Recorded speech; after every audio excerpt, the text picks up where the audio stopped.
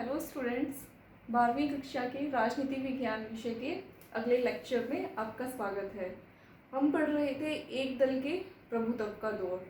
तो इसमें अब तक हम पढ़ चुके हैं कि किस प्रकार से भारत में प्रथम आम चुनाव करवाए गए, किस प्रकार से फिर प्रथम आम चुनाव से लेकर के आज तक चुनाव प्रणाली में परिवर्तन आए हैं और किस प्रकार से कांग्रेस पार्टी का प्रभुत्व बना रहा है और किन कारणों से बना रहा।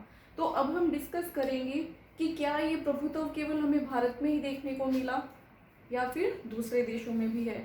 हम देखेंगे कि दूसरे देशों में जो राजनीतिक पार्टियां हैं उन्होंने किस प्रकार से अपना प्रभुत्व बनाए रखा और जो भारत में एक दल के प्रभुत्व की प्रणाली थी या सिस्टम था वो उन दूसरे देशों से किस प्रकार से अलग है। तो आइए देखते हैं हम कि दूसरे देशों से किस प्रकार से जो भारत में कांग्रेस पार्टी का डोमिनेशन है, प्रभुत्व है, वो अलग है। तो जो विश्व के अन्य देशों में हमें एक दल का प्रभुत्व या वन पार्टी डोमिनेशन देखने को मिलता है, वो क्या है? लोकतंत्र की कीमत पर, on the cost of democracy, हमें वो देखने को मिलता है। यानी कि उन्होंने लोकतंत्र को ठुकराते हुए उन राजनीतिक दलों ने अपनी तानाशाही को स्थापित किया।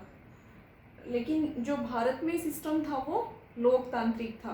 तो आइए देखते हैं कि किन किन देशों ने किस प्रकार से जो है लोकतंत्र को ख़त्म किया। जैसे हम पहले एग्जाम्पल देखेंगे चीन, क्यूबा और सीरिया का। इन देशों ने क्या किया कि जिन राजनीतिक पार्टियों ने सरकारें बनाई उन्होंने संविधान ही इस प्रकार का बना दिया कि एक ही पार्टी को सरकार बनाने की अनुमति मिले। यानी कि उन्होंने ये प्रोविज़न ही ख़त्म कर दिया कि कोई दूसरा विपक्षी दल खड़ा भी हो सके। तो इन देशों में संविधान के द्वारा एक ही दल को अनुमति थी कि एक ही पार्टी जो है वो चुनाव में खड़ी होगी। और फिर हम देखते हैं मैक्सिको का एग्जाम्पल। मैक्सिको में क्या किया गया?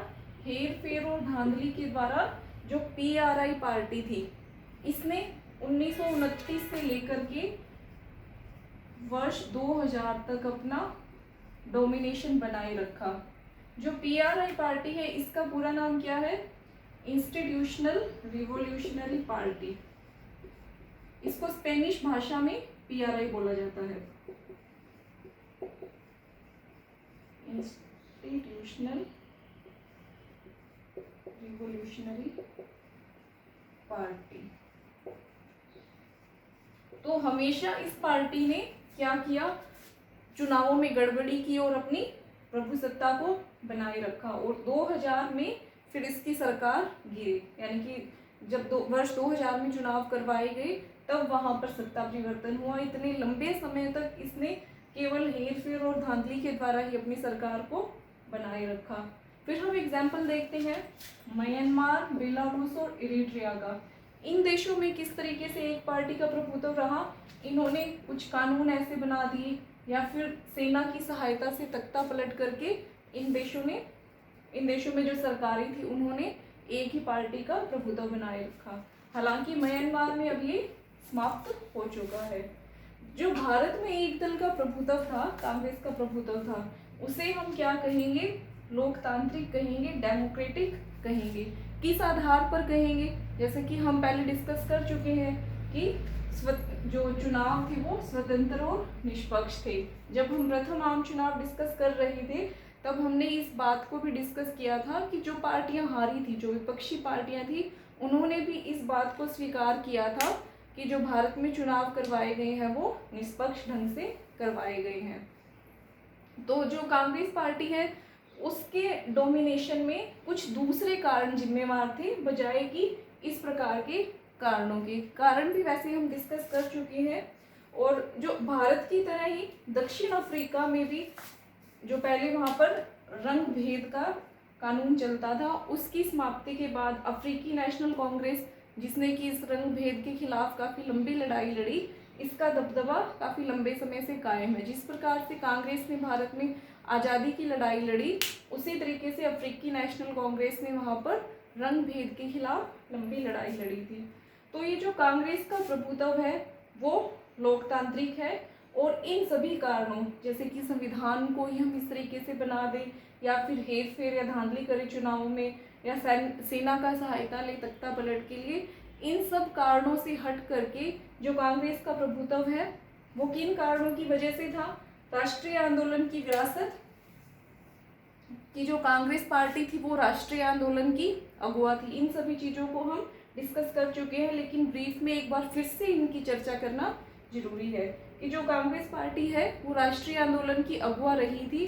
तो जनता में ये छवि बनी हुई थी कि ये जनता की ही पार्टी है और देश आज़ाद होने के बाद भी ये हमारे कल्याण के लिए कार्य करेगी। फिर है पुरानी सुसंगठित पार्टी। कांग्रेस पार्टी कब बन चुकी थी? 1885 में। और जो दूसरे विपक्षी दल थे वो कब अस्तित्व में आए थे?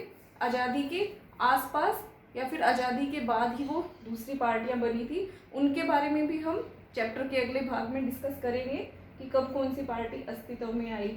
और जो कांग्रेस पार्टी थी ये सिर्फ शहरी क्षेत्र में या फिर केंद्रीय स्तर पर ही इसका नेटवर्क नहीं था, लोकल लेवल पे भी, स्थानीय स्तर पर भी इसका नेटवर्क था। जैसे ग्राम स्तर पे, खंड स्तर पे इसके कार्यकर्ता पहुंचे हुए थे, तो इनके लिए किसी भी सूचना को तुरंत पहुंचाना आसान था।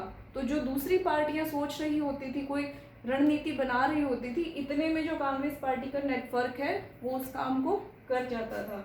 फिर है कांग्रेस की सबके साथ मिलकर चलने की प्रवृत्ति। कांग्रेस ने एक कट्टर रुख नहीं अपनाया किसी भी मुद्दे को लेकर के। कांग्रेस अपने में सबको मिक्स कर लेती थी, ये सबके साथ मिलकर चलने की इसकी प्रवृत्ति थी।